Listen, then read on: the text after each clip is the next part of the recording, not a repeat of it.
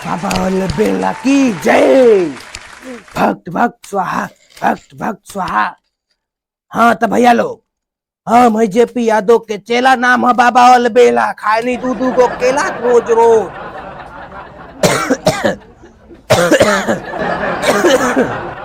बाबा बेला की, बाबा बेला की जय जय। हाँ तो भैया लोग, हमार माल हमरा साथे कोयले बिया खेला, उ हमारा के कुछ इस कदर रेला कि हम हो गए नी अकेला। आ नाम हो गल बाबा अलबेला।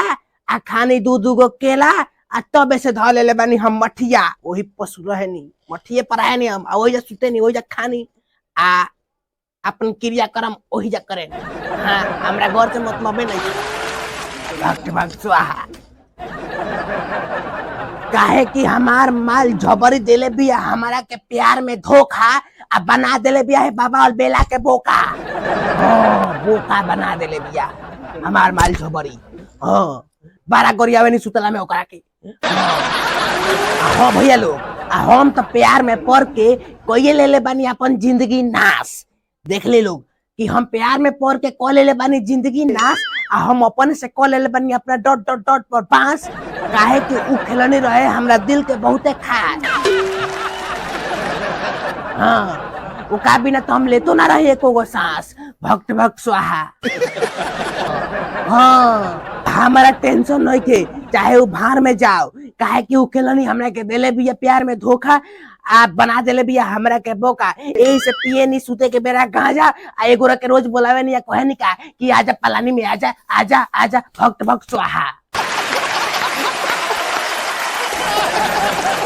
तब भैया लोग, अब टॉपिक पर बात होके, काहे कि टॉपिक से गड़बड़ा कर नहीं हो हम। तो भैया लोग, बाबा अलबेला हो हमार नाम।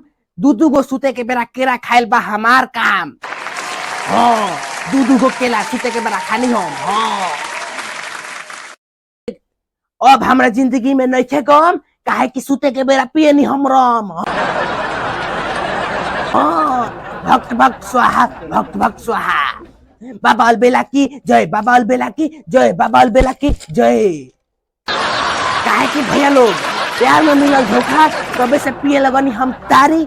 आ जहाँ देखे नी नारी, वहाँ भर भर पाती भागी हम। हाँ, काहे कि हमार नाम है बाबा अलबेला, भक्त भक्त स्वाहा।